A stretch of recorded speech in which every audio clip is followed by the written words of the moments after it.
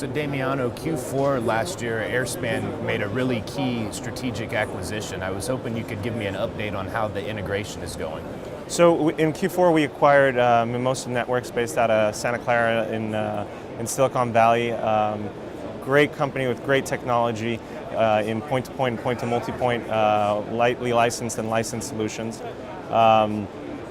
And it's been great. We've been able to integrate completely. We've been able to leverage their product portfolio for our existing customers and look at how our existing product portfolio can look to serve Mimosa's existing customers, and we're really on all fronts following up on those opportunities. So it's been great.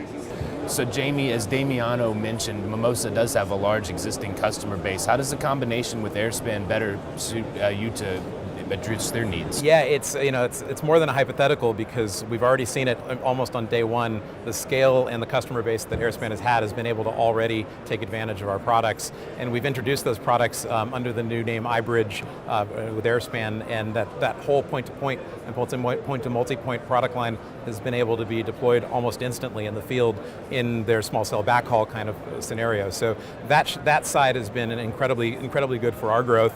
And on the flip side, we're mostly a channel company, so I think there's big benefit as to the kinds of things we can do with Airspan products that have really only been to the top tier carriers in the past, but now we can make them more accessible to other carriers that haven't been able to get things like LTE into the market very easily, and that's something that we really understand well at Mimosa, is how to deal with these smaller carriers and deal with a channel sale.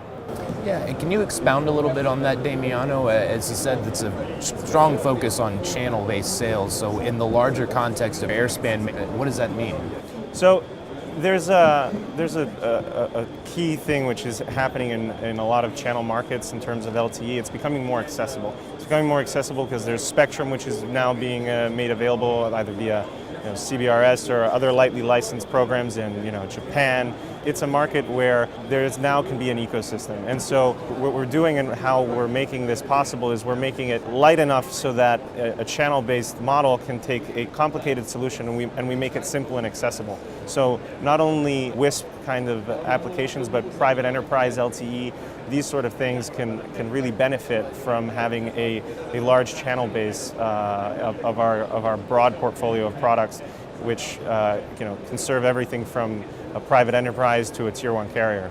So sounds like with the combination, you're in a really good place to address a wide swath of market needs. Yeah, very much. And I think the one thing I would say is the things that we've learned about what's necessary for mainstream carriers to take this on, we've improved our product massively to be able to satisfy that and introduce it to them. That's going to pay dividends back with the wireless ISPs are going to take advantage of that better quality, both hardware as well as much more sophisticated software integration, just to make the simplicity happen. Magic that we want of easy connectivity is very difficult, and that's something that I think we've accomplished together in a very short amount of time already, in about 4 months.